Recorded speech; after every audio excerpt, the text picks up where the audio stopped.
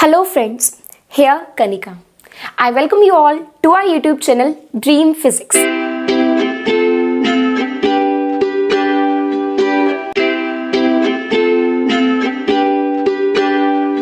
I hope you all are doing great and all are fine. तो हमने पिछले video lecture में पढ़ा था गॉस लॉ के बारे में, इलेक्ट्रोस्टैटिक्स 12th क्लास के फिजिक्स का फर्स्ट यूनिट हम कर रहे हैं उसके टॉपिक्स कॉन्टिन्यूएशन में। तो आज के इस वीडियो लेक्चर में बेटा हमने गॉस लॉ की डेफिनेशन पढ़ी थी ना, समझा था कि वो डेफिनेशन क्या कह रही है, उसको थोड़ा सा और इलेबोरेट करके पढ़ेंगे, उसको थोड़ा सा और डिटेल में पढ़ेंगे, थोड़ा और उसके अंदर जाएंगे। ओके, तो उससे पहले मैंने आपको दो चीजें बताई थी बेटा, फटाफट से मेरे साथ रिवाइज कीजिए। Area vector and electric flux. Okay, सबसे पहले हम एरिया वेक्टर के बारे में देखते हैं। कुछ नहीं है, मैंने आपको ये कहा था आज से पहले हम एरिया को स्केलर क्वांटिटी मानते थे, मैं तो मानती थी जब तक मैंने ये नहीं पढ़ा हुआ था। पर हम क्या करते हैं बेटा, इन सब कंसेप्ट में एरिया के साथ उसके ओरिएंटेशन भी इंपॉर्टेंट हो जाती है कि मतलब ये एरिया की क्या ओरिएंटेशन है, क्या पोजीशन है, वो भी इंपॉर्टेंट हो गई। इसलिए इसको स्केलर ना कहकर वेक्टर कहा। अब इसकी डायरेक्शन कैसे ली जाती है, अगर मेरे पास कोई भी एक सरफेस है बेटा, उसका एरिया है एस, ठीक है जी, तो एक वेक्टर है जिसका मैग्नीट्यूड है ये मैग्नीट्यूड, और उसकी डायरेक्शन क्या है बेटा, अगर मैं कहूं कि ये मेरे पास रेक्टेंगुलर शीट है जिसका एरिया है 5 मीटर स्क्वायर, तो एस मैग्नीट्यूड क्या हो गया मेरे पास 5।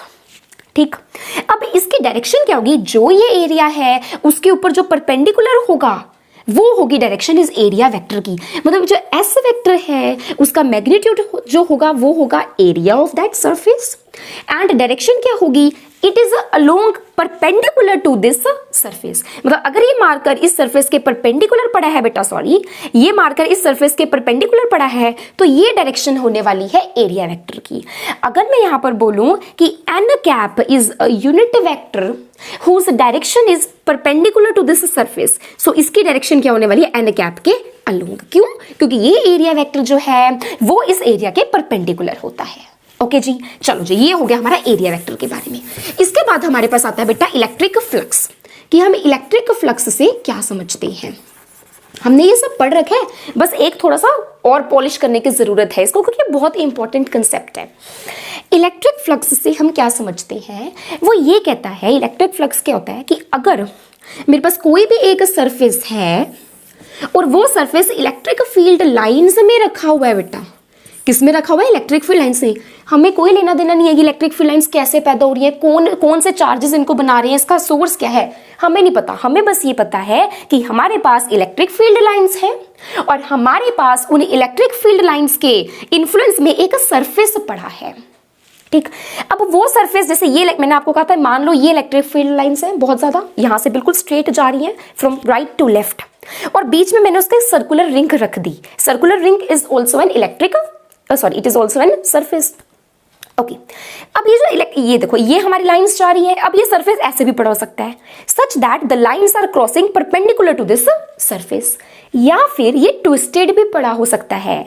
अगर ये हमारे पास ऐसे नहीं पड़ा, ट्विस्टेड है, थोड़ा सा ऐसे ट्विस्टेड है, तो इसका जो परपेंडिकुलर होगा बेटा, जिसको मैं यहां पर क्या लिखती हूं, अगर ये छोटा सा इसका सरफेस है ds, इसका परपेंडिकुलर क्या होगा, ds कैप।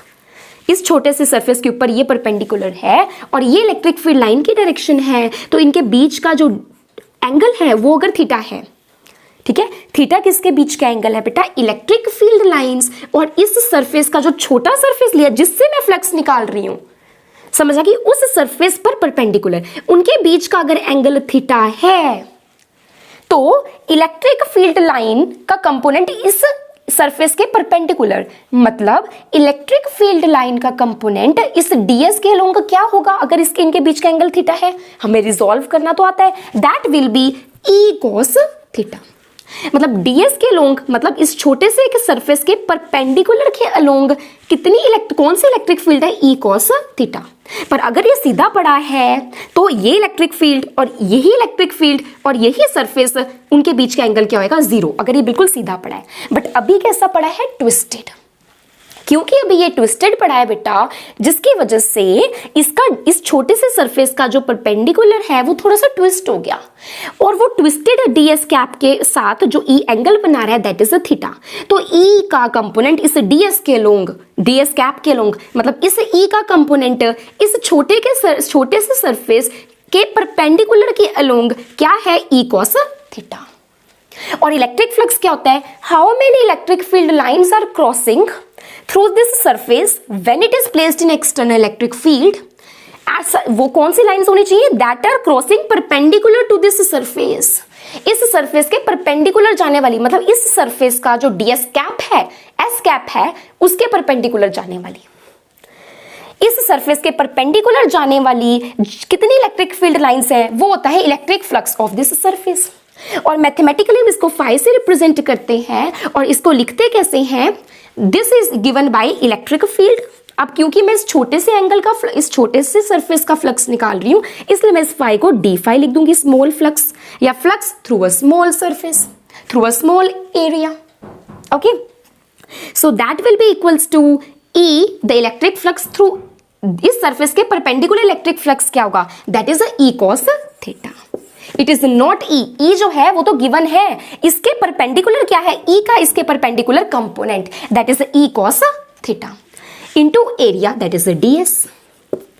अब हमें इसको ऐसे लिख सकते हैं ई ds cos थीटा, इसको ऐसे लिख सकते हैं ई डॉट ds। इसका मतलब डी फाई क्या है बेटा मेरे पास, ई डॉट ds। अब अगर मुझे इस टोटल सरफेस के लॉन्ग फ्लक्स निकालना है, that will B integration of E dot ds। और क्योंकि अगर मेरे पास ये है इसका फ्लक्स का फॉर्मूला, पर अगर मेरे पास इस टोटल सरफेस पे जाने वाली ई जो है, एक्सटर्नल जो ई है, अगर वो कांस्टेंट है तो हम उसको बाहर ले सकते हैं। ओके, और इसका हम इंटीग्रेशन ले सकते हैं। समझ आ गई? तो phi is given by E dot integration of ds या integration of E dot ds over the whole surface s। तो फाई हो गया मेरे पास ई डॉट ds की integration over the whole surface s। तो ये है मेरे पास इलेक्ट्रिक फ्लक्स का फॉर्मूला। अब हम गॉस लॉ देखते हैं, उसको थोड़ा सा और डिटेल में पढ़ते हैं। तो याद रखिएगा कि फाई हमारे पास क्या होता है बेटा, surface integral of E dot ds। अब हमने गॉस लॉ पढ़ा था, मिस्टर गॉस जो कि जर्मन फिजिस्ट थे, वो क्या कह रहे हैं गॉस लॉ। हमने बेटा गॉस लॉ ऑलरेडी एक वीडियो में कवर कर लिया है, पर मुझे तसल्ली नहीं हुई वो कराकर, क्यों, क्योंकि इसके बारे में बहुत सारी कहानी आपको बतानी रह गई थी उस वीडियो लेक्चर में। तो आज इस वीडियो को ये ना समझिएगा ये पिछले टॉपिक पर ही है, ये वीडियो जो है बेटा ये इसका कंसेप्ट और क्लियर करने वाली है, और इसमें जो पॉइंट्स मैं डिस्कस करूंगी वो पॉइंट्स आपको पता होने बहुत जरूरी है। ओके ओके, गॉस लॉ ये कहता है, सबसे पहले तो हमने ये देखा कि अगर मेरे पास एक चार्ज है, चाहे वो पॉजिटिव चार्ज चाहे वो नेगेटिव चार्ज, हमें पता है, अब हम यहाँ पॉजिटिव लेकर चलते हैं, नेगेटिव लेकर भी आप कर सकते हैं। अगर हमारे पास एक चार्ज है, हमें पता है कि वो अपने अराउंड एक फील्ड जनरेट करता है जिसको इलेक्ट्रिक फील्ड कहते हैं। ठीक, अब वो इलेक्ट्रिक फील्ड हमें पता है पॉजिटिव है, तो इलेक्ट्रिक फील्ड क्या होती है, अवे। ओके जी, और अगर नेगेटिव है तो उस पर टुवर्ड्स होती है। ये कंसेप्ट हम ऑलरेडी डिस्कस करके आ चुके हैं। ओके, पॉजिटिव है तो इलेक्ट्रिक फील्ड है अवे, नेगेटिव तो इलेक्ट्रिक फील्ड टुवर्ड्स, इसलिए इसको सोर्स भी कहते हैं और इसको सिंक कहते हैं। पॉजिटिव क्योंकि अपने तरफ से इलेक्ट्रिक फील्ड देता है, इसलिए इसको सोर्स कहते हैं, सोर्स चार्ज, और इसको सिंक चार्ज कहते हैं। ठीक है, चलो अब जब इलेक्ट्रिक चार्ज है तो हमारे पास इलेक्ट्रिक फील्ड है। अब इस इलेक्ट्रिक फील्ड के इन्फ्लुएंस में एक ऐसा सरफेस कंसीडर करो।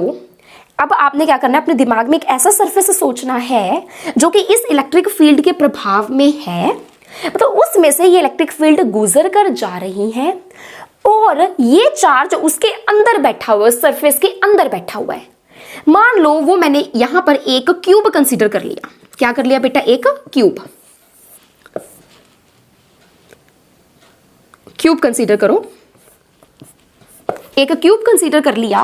उस क्यूब के अंदर थोड़ा साफ बनाते हैं, मेरी ड्राइंग थोड़ी सी ऐसी सी है, सो डोंट जज me on my drawing basis. चलो ये क्यूब छोड़ो, आप यहां पर कंसीडर करो एक स्फीयर। क्लोज्ड सरफेस है ना, शेप पे नहीं डिपेंड करेगा जो ये लो कह रहा है, आगे हम पढ़ेंगे। एक चार्ज लिया, वो पॉजिटिव चार्ज नेगेटिव, उसके अराउंड इलेक्ट्रिक फील्ड है। एक ऐसा सरफेस कंसीडर किया बेटा जो सरफेस इस चार्ज को अपने अंदर समा कर बैठा है, मतलब this charge is enclosed within this closed surface.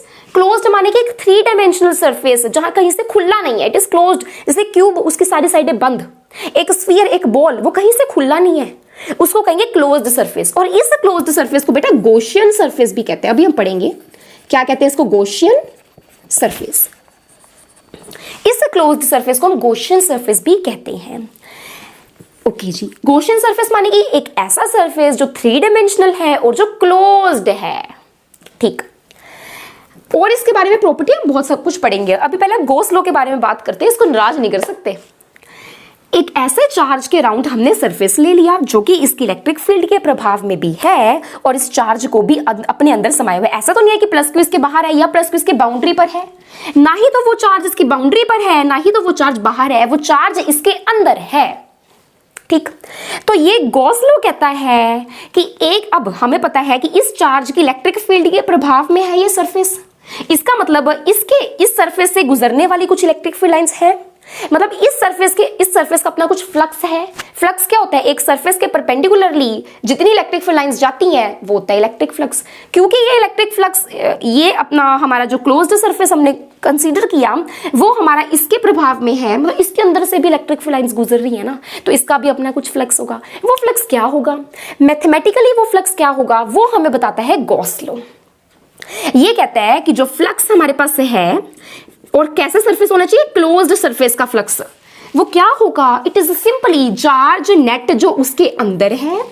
Net क्यों लिखा अभी भी बताऊंगी, जो उसके अंदर है बेटा, अंदर है, ना ही उसके सरफेस पे ना ही उसके बाहर, उसके अंदर है। ठीक है जी, वो चार्ज जो उसके अंदर है डिवाइडेड बाय एप्सिलॉन और electrical permittivity of that medium. हम यहां पर एयर और वैक्यूम लेके चल रहे हैं। अच्छा, कोई और मीडियम हो तो क्या करें, कोई और मीडियम हो तो इसको उस मीडियम का लिख देना एप्सिलॉन। कई बार हमें वैसे प्रैक्टिकली मैंने आपको बताया था कि ई आर की फॉर्म में होता है। ठीक है, तो हमें पता है E M over E naught, epsilon M क्या होगा, it is relative permittivity into epsilon naught. तो अगर रिलेटिव दी हुई है न्यूमेरिकल में तो आप ई आर ई नॉट लिख देना। पर हम अभी एयर ही लेकर चलते हैं, तो वो ये कहता है कि एक क्लोज्ड सरफेस के अलोंग, एक क्लोज्ड सरफेस के अलोंग जो इलेक्ट्रिक फ्लक्स होगी that will be simply the net charge enclosed within this closed surface divided by the electrical permittivity of the medium. I have taken the medium as air, so I will write it as epsilon naught. ये थी उसकी definition जो हमने पढ़ी थी। अब इससे related बड़े इंपॉर्टेंट पॉइंट्स हैं जो हमें यहां पर कंसीडर करने हैं। सबसे पहला पॉइंट, यहां पे क्यू नेट है। क्यू नेट का मतलब, अगर यहां पे बहुत सारे चार्जेस पड़े हैं Q1, Q2, Q3, तो हमें यहां पर क्या लेना है, उनका सम। जैसे अगर मेरे सरफेस के अंदर जो चार्जेस है बेटा वो है -5, अंदर वाले -5 कूलम, 6 कूलम एंड 3 कूलम, तो नेट चार्ज क्या होगा जो इसके अंदर है वो है मेरे पास 6 + 3 9 - 4 that is 9 - 5 that is 4 coulomb. So Q net आएगा मेरे पास 4 coulomb. Okay, so we have to take the net charge that is enclosed within this Gaussian or closed surface, जिसका इलेक्ट्रिक फ्लक्स हम निकाल रहे हैं।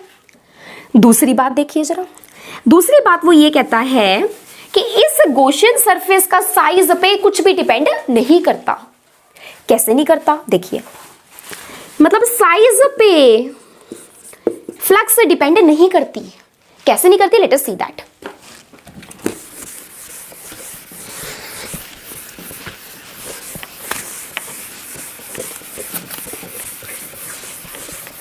देखिए जरा, अगर मेरे पास ये चार्ज है बेटा, नेट चार्ज, एक Gaussian सरफेस है, उसके अंदर एक नेट चार्ज है Q। ठीक है जी, plus Q is the net charge inside this Gaussian surface. अब ये Gaussian सरफेस और फ्लक्स, वो कह रहा है, गॉस लॉ कह रहा है कि electric flux through this closed surface is epsilon over, sorry it is Q over epsilon not if the medium is air. Q net जो यहां पर क्या है, प्लस Q। समझ आ गई। अब साइज पे फ्लक्स डिपेंड नहीं कर रहा। कैसे नहीं कर रहा, देखिए, अगर अगर मैं इसके साइज को बड़ा कर दूं, क्या कर दूं, इसके साइज को बड़ा कर दूं, ठीक, तो क्या होगा, इसमें से इलेक्ट्रिक फील्ड लाइंस निकल रही है 1 2 3 4 5 6 7 8 9, ठीक, 10 11, चलो 11 लाइंस निकल रही हैं। बच्चे जब ये चार्ज छोटे वाले सरफेस के अंदर है तो इसमें से 11 लाइनें निकल रही हैं, और जब हमने सरफेस को बड़ा कर दिया तो निकलने वाली लाइनें क्या है, सेम। ऐसा तो नहीं है इसमें से 11 निकल रही है, इसमें से 12 निकल रही हैं। जो लाइनें यहां से निकलेंगी वही तो आगे यहां पर जाएंगी। ऐसा तो नहीं है कि बीच में वो 11 अपने आप को 20 बना के यहां आएंगी, नहीं। आप खुद सोचो, जो रेस का सोचो, जो रे यहां से निकल रही है वही रे तो आगे जा रही है, तो आप इसको और बड़ा कर दो, जो इसमें से जा रही है वही तो आगे वाली में से जा रही है।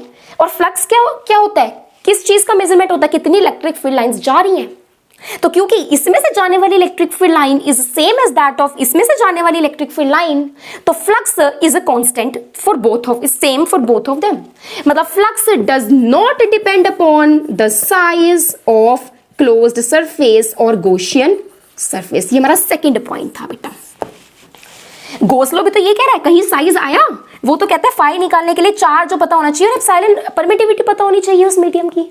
आपको चार्ज से मतलब है, उसके साइज से मतलब नहीं है। दूसरा, यहां पे कोई शेप की बात आई नहीं, इसका मतलब it does not depend upon the shape of the closed surface. ना ही तो हमें शेप से कुछ लेना देना, ना ही तो हमें साइज से कुछ लेना देना। हमें किससे लेना देना है, वो मीडियम जिसमें वो पड़ा है और उस सरफेस के अंदर कितना चार्ज है। जो मर्जी साइज, जो मर्जी shape, we don't have to consider that. तो इसका मतलब इस फ्लक्स, ये जो हमारा गॉस लॉ है, वो इन दोनों की तो पुष्टि दे रहा है।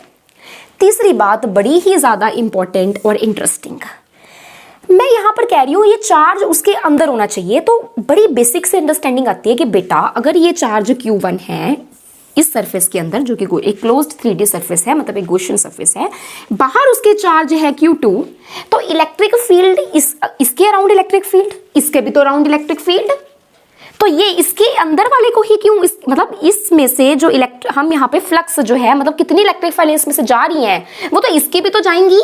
तो इसका फ्लक्स, इसकी वजह से फ्लक्स क्यों नहीं कंसीडर कर रहे हम, अंदर अंदर अंदर ही क्यों कर रहे हैं कि इट मस्ट बी इनसाइड, क्यों नेट इनसाइड, क्यों बाहर क्यों नहीं। बड़ा इंपॉर्टेंट, बड़ा इजी सा लॉजिक है। कहने का मतलब ये है कि इसका फ्लक्स जो है वो होगा Q1 divided by epsilon not. Q2 Q3 गए भाड़ में, इनके ऊपर इतना जुल्म क्यों है बेटा, इसका रीजन हमें समझना है, बड़ा ही इंटरेस्टिंग।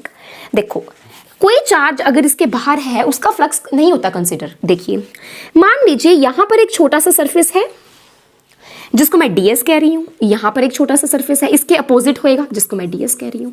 इन दोनों का एरिया बिल्कुल सेम है, मतलब जितना छोटा सरफेस मैंने यहां कंसीडर किया उतना ही छोटा सरफेस मैंने यहां कंसीडर किया। बच्चे अगर ये पॉजिटिव चार्ज है तो इसमें से इलेक्ट्रिक फील्ड लाइंस जाएंगी, ठीक। तो बच्चे जितनी इलेक्ट्रिक फील्ड लाइन यहां से गई, वो इलेक्ट्रिक फाइल अंदर जाने वाली, उतनी इलेक्ट्रिक फील्ड लाइन बाहर निकल गई। मानते हो ये बात, यहां से 4 घुसी, उतने ही एरिया से वो निकलते निकलते यहां पर 4 बाहर निकल गई। मतलब जितनी इलेक्ट्रिक फील्ड लाइन उसके अंदर जा रही है उतनी ही बाहर निकल रही है। तो इससे फ्लक्स कैसे, इसका फ्लक्स क्यों नहीं कंसीडर हुआ, ये तो कोई लॉजिक ना हुआ, ठीक है। मैंने तो अभी आपको ये बताया कि एक सरफेस के कोरिस्पोंडिंग हमारे पास सरफेस होगा। मैंने इस तरह से ये 2 सरफेस लिए कि जितनी यहां घुसेगी उतनी ही यहां से निकलेगी। मतलब अगर इसकी इलेक्ट्रिक फील्ड लाइन यहां पर E है तो यहां से भी इलेक्ट्रिक फील्ड लाइन E ही है। जितनी अंदर घुस रही E उतनी ही बाहर निकल रही E। ओके, अब बेटा क्या कहने की बात है कि और इसका एरिया और इसका एरिया भी क्या है, सेम। अगर मैं इस छोटे से सरफेस पे फ्लक्स निकालूं, इलेक्ट्रिक फील्ड लाइन जो है, हाँ, और हमें पता है जो ds है, ds कैप है, मतलब इस छोटे से, ध्यान से समझो, इस छोटे से सरफेस का जो परपेंडिकुलर है वो क्या होता है, हमेशा आउटवर्ड, बाहर। कभी भी ये सरफेस है उसका इस पॉइंट पे परपेंडिकुलर अंदर नहीं होगा, दैट इज ऑलवेज आउटवर्ड। ये बात मेरी हमेशा याद रखना। तो इसका इस पे हमारे पास क्या होगा, ये हो गया मेरे पास ds आउटवर्ड, और E क्या है, अंदर जा रहा है, क्योंकि Q2 से निकल रहा है ना, तो इस सरफेस के अंदर जा रहा है, तो ये हो गया मेरे पास E। समझ आ गई। थीटा क्या है इन दोनों के बीच का, 180। तो हमें पता है फाई हमारा क्या होता है, phi through ds, so it is d phi, it is given by formula है ds पे इंटीग्रेशन करो E डॉट ds की। डॉट को हटाएंगे तो EDS cos of angle between them and that is 180. cos 180 is -1 so it is negative. Okay अब इस surface का फ्लक्स निकालो इस फॉर्मूला से. तो d फाई क्या होगा, that will B along ds integration करेंगे किसकी, E डॉट ds की. यहां पे E सेम क्यों, क्योंकि मैंने कंडीशन लगा दी थी कि जितनी यहां से जा रही है उतनी यहां पे है. ds क्यों, क्योंकि जितना एरिया यहां लिया उतना ही एरिया यहां पर लिया. तो बेटा अब इनके बीच के एंगल देखो, यहां पर E बाहर को और ds भी आउटवर्ड, तो दोनों के बीच का एंगल है 0 डिग्री. तो यहां पे आ जाएगा डॉट हटाकर cos 0 इज 1. इसका मतलब जो फ्लक्स ये ds की, जो इस वाले ds की फ्लक्स है और इस वाले ds की flux, they are equal and opposite. तो इसकी फ्लक्स ने इसकी फ्लक्स को काट दिया. हम यहां पे क्या कह रहे हैं, टोटल फ्लक्स. टोटल फ्लक्स मतलब इन सब, इस पूरे सरफेस की जो फ्लक्स है, इसकी फ्लक्स प्लस इसकी, मतलब अगर मैं बहुत सारे यहाँ पे स्मॉल सरफेसेस कंसीडर कर लूं, इन्फिनिटली मैनी, तो उन सब की फ्लक्स का ये फॉर्मूला है, छोटे से सरफेस का फ्लक्स का नहीं है. मतलब गॉस लॉ हमें टोटल फ्लक्स देता है गॉसियन सरफेस की. अगर एक क्यूब है तो उस क्यूब की पहली ऊपर नीचे आए दाएं बाएं सभी फेसेस की फ्लक्स को ऐड करके आंसर आएगा Q net upon epsilon not. It is total flux. इसका मतलब हमारे पास यहां पर क्या होगा, अगर मैं इसके फ्लक्स को इसका अपोजिट वाला काटेगा, इसके फ्लक्स को इसका अपोजिट वाला काटेगा, मतलब जितनी पॉजिटिव उतनी ही negative, so total flux we get 0. मतलब इसकी वजह से जो फ्लक्स है वो क्या है, 0. क्यों, क्योंकि इतना एरिया वाले फ्लक्स, ये नेगेटिव फ्लक्स, ये पॉजिटिव फ्लक्स, दोनों कैंसिल. ये नेगेटिव ये पॉजिटिव, दोनों कैंसिल. ये नेगेटिव ये पॉजिटिव, दोनों कैंसिल. ये नेगेटिव ये पॉजिटिव, दोनों कैंसिल. समझ आ गई मेरी बात. इसका मतलब चार्ज जो Q2 है उसकी वजह से फ्लक्स क्या आ रही है, 0. ठीक, क्योंकि उसकी वजह से फ्लक्स 0 आ रही है, इसलिए उसको हम उसकी वजह से कोई फ्लक्स नहीं है, इसलिए हम वो चार्ज नहीं लेते जो सरफेस के बाहर है. इसलिए गॉस लॉ कहता है बेटा वो चार्ज लो जो सरफेस के अंदर है, वो नेट चार्ज लो जो सरफेस के अंदर है. ठीक, बाहर वाले को कंसीडर नहीं करते. गॉसियन सरफेस जैसा मर्जी हो जाए, उसकी शेप पे डिपेंड नहीं करता, उसके साइज पे डिपेंड नहीं करता. तो ये थे हमारे 2-3 इंपॉर्टेंट पॉइंट्स गॉस लॉ को लेकर. तो हमने थोड़ा सा और डिटेल में चीजें पढ़ी. अब नेक्स्ट हम अपने वीडियो लेक्चर में लेंगे एप्लीकेशंस ऑफ गॉस लॉ. उस वीडियो लेक्चर में मैं कवर करूंगी कि गॉसियन सरफेस की आगे और 2-3 इंपॉर्टेंट पॉइंट्स, उससे रिलेटेड इंपॉर्टेंट बातें हमारे पास क्या है. तो आप हमारे साथ बने रहिए नेक्स्ट वीडियो तक. तब तक के लिए goodbye and take care. Thank you.